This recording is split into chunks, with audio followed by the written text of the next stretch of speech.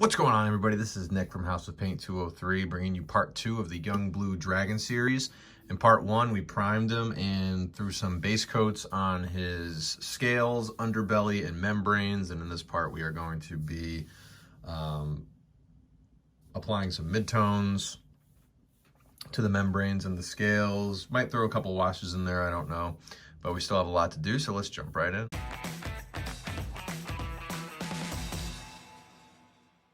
As always, I want to give a special shout out to friend of the show, Dominic Marriott, owner and founder of Credit UK, all the way across the pond in the UK. Dominic is a crafter of dice trays, dice vaults, dice boxes, dice towers, you name it, Dominic makes it. You should check out his stuff so that you can up your game at your gaming table today. Also, while you're here, be sure to smite like and slam subscribe so that you can stay up to date on all the latest content that I am putting out there in my quest to paint the manual. And here we have the Young Blue Dragon, my second of the chromatic dragons. A couple projects ago, we painted the Young Red. Now here we are in the Young Blue. This will be, like I said, our second chromatic. And to go along with our two metallics that we have, we've done the Young Copper and the Young Gold. So fourth dragon overall on this channel. Dragons are a lot of fun. Let's crack into this guy. First thing I would like to do is take a pure frost blue and apply it to a dry brush to the scales. And as you can see, I started here and I think it has a pretty nice effect. So I'm going to continue that going up the tail.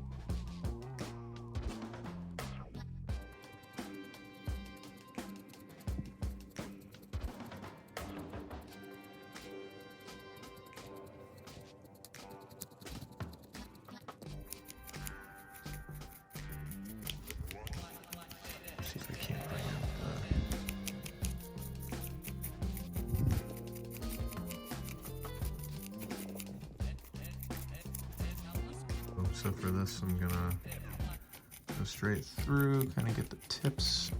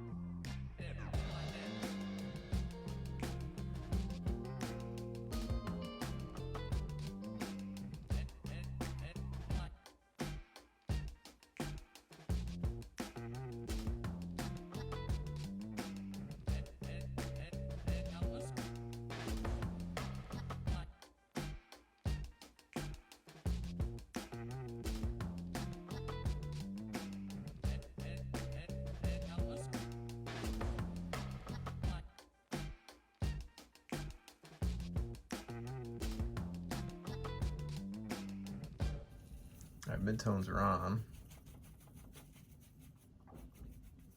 The scales, and now I'm going to shift gears to the membranes. I really want to see what a dry brush looks like on the membranes as well. In the past, I've manually made layering on the wings, but that dry brush actually looked really nice. And there's some more good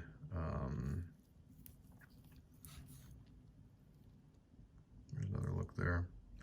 There's some more good detail on the wings here, so I'm gonna take a look and see what I can kind of work with here. If I do this, I'm gonna try a pure khaki. On the base coat, I used a mixture of Rhinox hide with khaki and a little bit of orange, and a little bit of a brown ochre, to try and create kind of this leathery sort of mixture here. But now I'm gonna try just a pure khaki as a mid-tone. And since khaki is already part of the mix in here, I'm hoping that it looks kind of natural.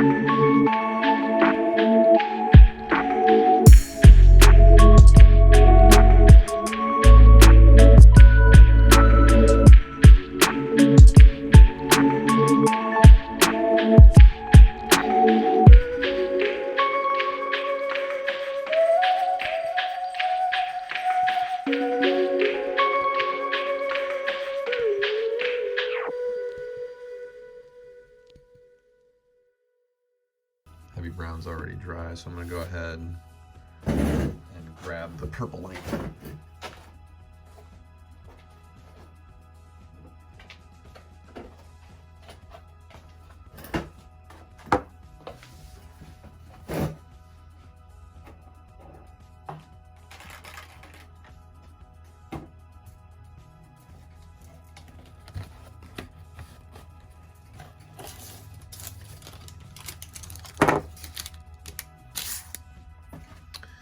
All right, so inks are similar to washes in dilution. They're very, very diluted, but instead of washes, whereas a wash will kind of darken a color, but also seep into the recesses, the ink is going to tint a color while also sinking into the recesses as well. It's also a little bit more adhesive than a wash is. So with the purple ink, I'm going to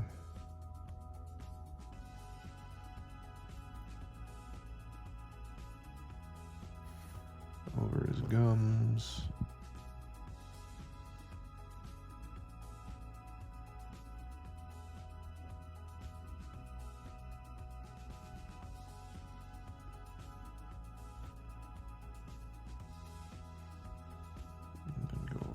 Tongue.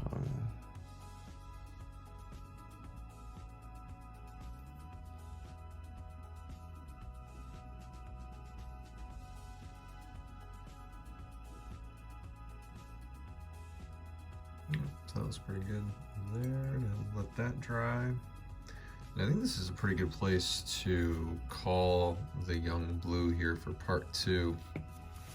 In part 3, we're gonna, like I said, apply some final highlights, as well as work on the base and his breath lightening, and we'll add in some little finer details, whatever we see fit. As always, I thank you for watching. Information on how to follow me on all my social media platforms is immediately following the video, as is information on how to follow Dominic Marriott of Crit UK. Thank you for watching, and I'll see you for the next one.